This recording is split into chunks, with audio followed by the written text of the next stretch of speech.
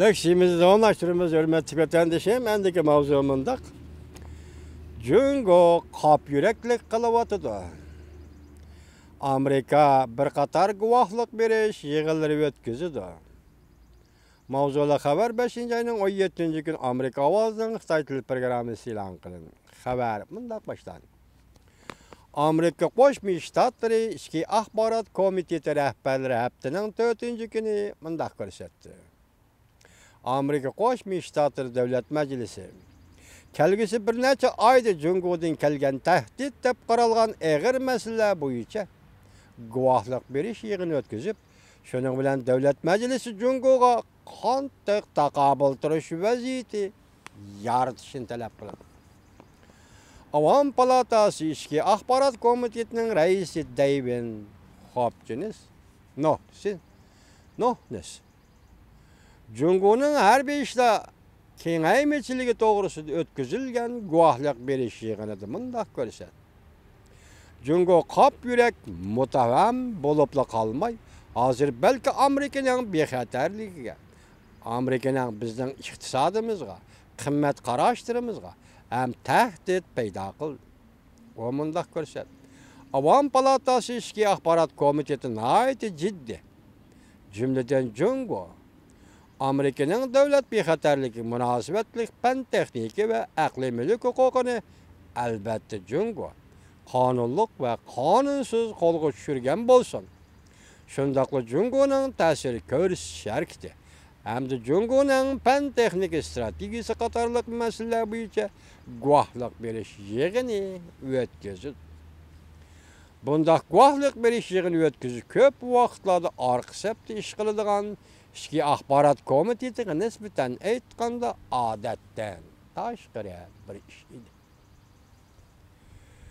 Bundaq guvahlıq beriş yığını ötküzülgen birinci günü Washington ve Beijing Soğudu uruşidan saqılış üçün tirişçallıq görüstüdüğün ikinci qatımlıq soğudu söhbəti başlanğanı. Dəl şu günde guvahlıq yığını beriş üçün azı bu qararını çıxırıb atqanda Devlet Meclisi Amerika bilen Jungo Washington'da ikinci qatımlıq soğudu söhbətini başlağanı idi. Avam Palatası Axbarat Komitetinin nüfuzdaq əzası anda mundaq görset. Komitetimizden Jungo doğrusu da texemi köp guvahlıq yığını ötküzüşüne ümit qılımız.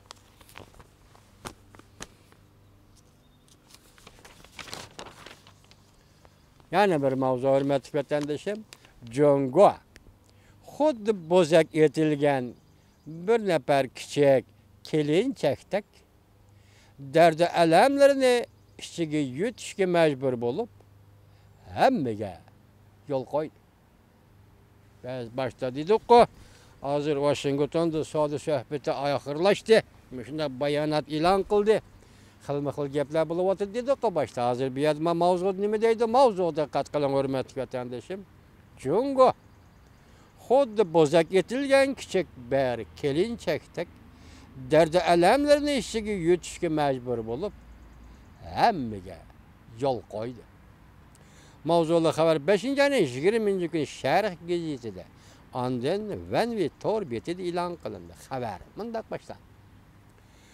Bir kecha uxlab uyg'onib Amerika Jungo so'da urushining to'xtab qolganligini ko'rdik. Amerika Jungo Washington so'da söhbeti natijalarga erishdi.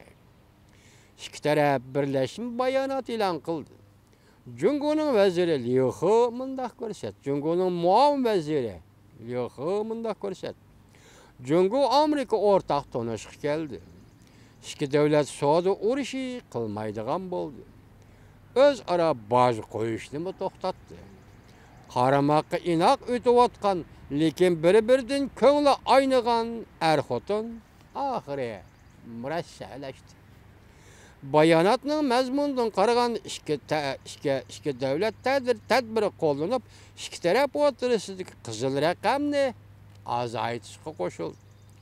Jungo taraf Amerika tarafdan tovarlarni import qiladigan bo'ldi.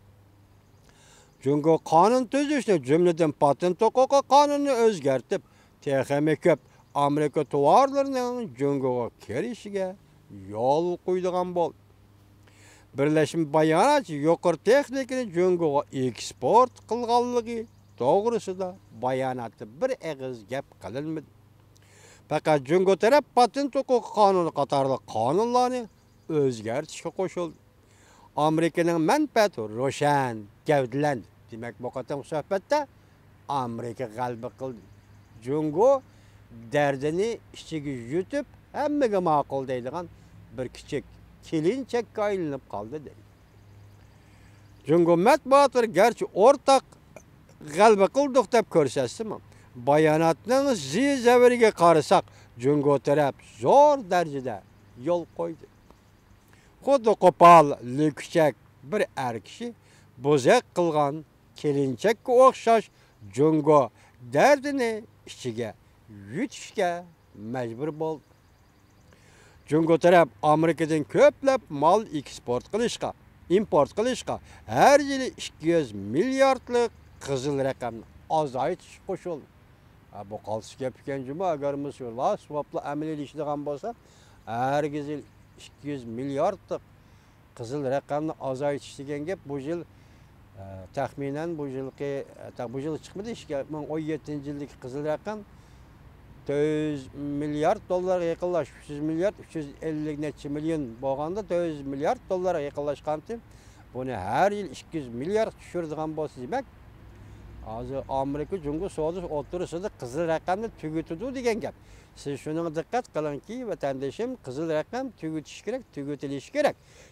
Ikki davlatning bu qatim Washingtonda suhbat shu natijaga erishgan bo'lsa, siz endi qaytib kelib diqqat qilingki, shuncha vola qizil raqam paydo qilgan Cungoning savdosi, moslashgan savdo qurilmasi, savdo tartibi, savdo jarayoni, savdo aloqa munosabatlari 17 yildan beri paydo bo'lgan, shakllangan qurilma munosabatlari endi Cungoda qanday o'zgarish hosil qildi?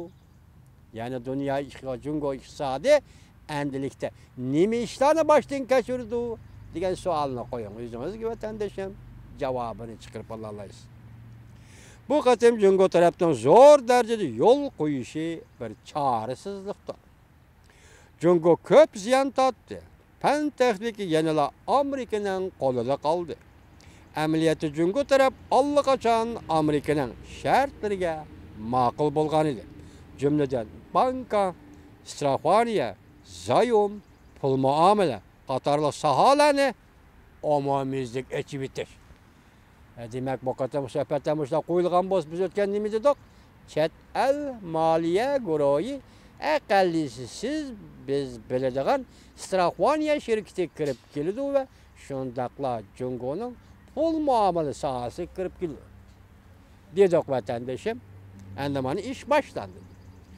Amerika tarafning bu qatim savdo urushini to'xtatishga ma'qul bo'lganligi Cungo elib kelgan 100 milliardlik so'g'ishlar emas.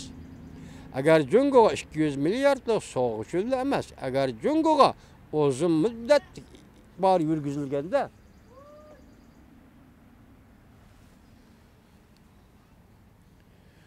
Cungoning bozordan ayrilib qarishdan iborat bir sabab ansirashmi Amerikani bir o'ylantirib qo'ygan bo'lishi mumkin. Bu ikki davlat o'rtasida tuzilgan shartnoma to'g'risida Amerika qanday o'ylaydi degan savolga berilgan javobda, agar Cungoning mushqatin shunday qisib kelib beradigan bo'lsam, balki Amerika sen Cungoning bozordan ayrilib qolishi mumkin deydigan, shunday ansirashmi Amerikani shu ko'yga tushirib qo'ygan bo'lishi mumkin. Deylar, hurmatli vatandashim, tahlil qilatdik. Hozir vaqt yar bermadi. Kechiring.